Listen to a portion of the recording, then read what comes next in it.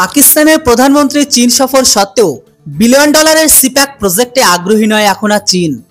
তবে কি বন্ধ হয়ে যেতে চলেছে পাকিস্তানের স্বপ্নের প্রজেক্ট? সবকিছু জানাবো আজকের এই ভিডিওটিতে। তাই ভিডিওটি শুরুর পূর্বে আপনাদের কাছে ছোট্ট রিকোয়েস্ট, প্লিজ ভিডিওটিকে ছোট্ট একটি লাইক করে চ্যানেলটিতে নতুন হলে অবশ্যই সাবস্ক্রাইব করুন, কেননা আপনাদের ছোট্ট লাইক কমেন্ট শেয়ার আমাকে ইন্সপায়ার করে এরকম টাইপের ইনফরমেটিভ ভিডিও আপনাদের সামনে নিয়ে আসার জন্য। তো চলুন, কি এমন হলো যার জন্য চীন পাকিস্তানকে তাদের স্বপ্নের প্রজেক্ট করবার জন্য আর কোনো টাকা দিচ্ছে না? বন্ধুরা, পাকিস্তানের প্রধানমন্ত্রী শাহবাজ শরীফ 5 দিনের জন্য চীন সফরে গেছে। পাকিস্তান নিজেকে সবসময় চীনের ভালো বন্ধু দেশ হিসেবে দাবি করে। আমেরিকার সাথেও কূটনৈতিক সম্পর্ক খারাপ হওয়ায় ভারতের বিরুদ্ধে নিজেদেরকে টিকে রাখার জন্য পাকিস্তানের জন্য এখন চীন ছাড়া কোনো বিকল্পই নেই হাতে। শাহবাজ শরীফের চীন সফরে চীন পাকিস্তানের স্বপ্নের সিপ্যাক প্রজেক্ট নিয়ে আগ্রহী নয় তেমন। কিছু বছর আগেও চীন পাকিস্তানের সিপেক বা চায়না পাকিস্তান ইকোনমিক করিডোর নিয়ে অত্যন্ত উৎসাহিত ছিল তারা, কিন্তু বর্তমানে পাকিস্তানের এই প্রজেক্ট নিয়ে যথেষ্ট আগ্রহী থাকলে চীনের তরফ থেকে ততটা আগ্রহ আর প্রকাশ করা হচ্ছে না এই প্রজেক্টের ওপর। 2015 সালে চীনের রাষ্ট্রপতি শি জিনপিং 62 বিলিয়ন ডলারের সিপ্যাক প্রজেক্ট শুরু করে। চীনের বিআরআই বা বেল্ট অ্যান্ড রোড ইনিশিয়েটিভের অংশ এই প্রজেক্ট।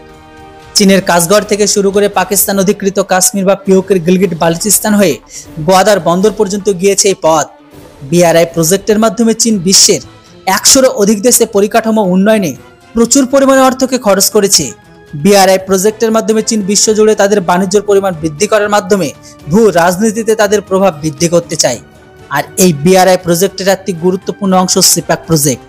সিপ্যাকের উদ্দেশ্য পাকিস্তানের সড়ক ও রেল নেটওয়ার্ক তৈরি করা, বিদ্যুৎ কেন্দ্র তৈরি করা, গোয়াদার বন্দর গভীর সমুদ্র বন্দর হিসেবে তৈরি করা। পাকিস্তানের পাশে রয়েছে ইরান, যেখান থেকে সরাসরি মধ্যপ্রাচ্যের সাথে যোগাযোগ সম্ভব। চীন সিপ্যাক প্রজেক্টের মাধ্যমে সরাসরি ইরান ও মধ্যপ্রাচ্য থেকে তেল প্রথমে পাকিস্তান গোয়াদার বন্দরে এনে সেখান থেকে সড়ক পথে কাসগড়ে নিয়ে আসার পরিকল্পনা করেছিল তারা। এরপর কাসগড়ের পাশে তিব্বতের বিভিন্ন নদীর মাধ্যমে সেই তেল চীনের বড় বড় শহরে পৌঁছে যেত। তাছাড়া সিপ্যাকের মাধ্যমে চীন সরাসরি ভারত মহাসাগরে প্রবেশাধিকার পেত।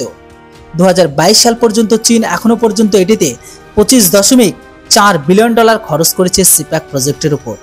কিন্তু যে গতিতে কাজ হওয়ার কথা ছিল সিপ্যাক তার থেকে অনেক ধীর গতিতে কাজ হচ্ছে।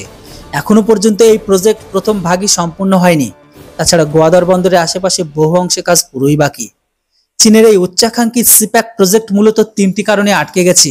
প্রথম হচ্ছে দুর্নীতি, দ্বিতীয় হচ্ছে রেড টেপ ও নিরাপত্তা। পাকিস্তান এমন একটি দেশ যার প্রতিটি কোণায় দুর্নীতি। দেশটির সেনাবাহিনীর দুর্নীতি কেন্দ্র, যার জন্য এই প্রজেক্ট বহু অর্থ দুর্নীতি হয়েছে। তাছাড়া রেড টেপ অর্থাৎ বিভিন্ন সরকারি অনুমোদন ব্যাপক সময় লাগছে। চীন ও পাকিস্তানের সবচেয়ে বড় সমস্যা কাজের সংস্কৃতি, দুই দেশ সম্পূর্ণ ভিন্ন। চীনের কাছে অর্থের থেকে সময়ের মূল্য অনেক বেশি। চীন কোনো কঠিন পরিকাঠামো নির্মাণ প্রজেক্ট অত্যন্ত দ্রুত গতিতে করতে সক্ষম, কিন্তু সেই তুলনায় পাকিস্তানের একটি প্রজেক্টে অনেক বেশি সময় লাগে। সিপ্যাক প্রজেক্টের আরও একটি বড় সমস্যা নিরাপত্তা। এই প্রজেক্টে জড়িত চাইনিজ ইঞ্জিনিয়ার শ্রমিকদের ওপর প্রচুর হামলা হয়েছে পাকিস্তানে। চাইনিজদের উপর গুলি চালানো হয়েছে, চাইনিজদের মেরে দেওয়া হয়েছে, বোম বিস্ফোরণ হয়েছে যাতে প্রচুর চাইনিজ নাগরিকের মৃত্যু হয়। মূলত পাকিস্তানের বালুচিস্তান প্রদেশের গোয়াদার বন্দরের কাছে সিপ্যাক প্রজেক্ট নিয়ে সমস্যা তৈরি হয়েছে। বালুচিস্তান প্রদেশে পাকিস্তানের অর্থনীতি অন্যতম প্রধান লাইফলাইন। এখানকার খনিজ সম্পদ পাকিস্তান সরকার ব্যাপক পরিমাণে ব্যবহার করে, কিন্তু বালুচ লোকেরা দীর্ঘদিন ধরে বঞ্চিত এসবের থেকে। বালুচিস্তানে পাকিস্তানের অনেক বড় সংস্থা ব্যবসায়িক কেন্দ্র তৈরি করার মাধ্যমে বালুচ লোকেদের প্রতিশ্রুতি দিয়েছে কাজ দেবে, কিন্তু আদৌ সেটা দেয়নি। অর্থনৈতিক উন্নয়ন হবে, কিন্তু হয়নি। স্কুল কলেজ হবে, সেটাও হয়নি। হসপিটাল তৈরি করবে, কিন্তু পাকিস্তান সরকারের পাশাপাশি ব্যবসায়ীরাও বালুচ লোকেদের ঠকিয়েছে। এই জন্য সিপ্যাক প্রজেক্টের বিরুদ্ধে ব্যাপক বিদ্রোহ শুরু হয় বালুচ লোকেদের ভেতরে।